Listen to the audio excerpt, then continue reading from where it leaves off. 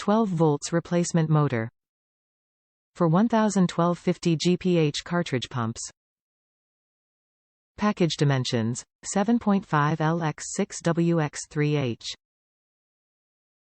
Please ensure replacement cartridge is correct for your pump before purchase. Fit type. Universal fit.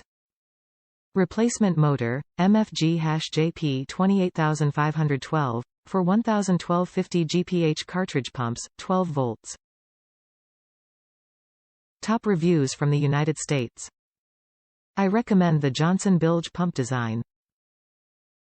Great product. The old ones I replaced were over 12 years old and used exclusively in saltwater. They would have likely lasted longer, but over the winter the drain plug hole got blocked with debris and the bilge pumps cracked from the ice buildup. Replacement is a easy task. I used wire nuts and sealed them from exposure, moisture with Goop.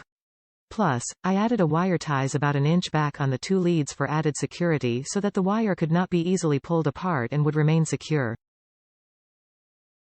I also mounted the wire leads from the cartridge motor as high as the leads would allow.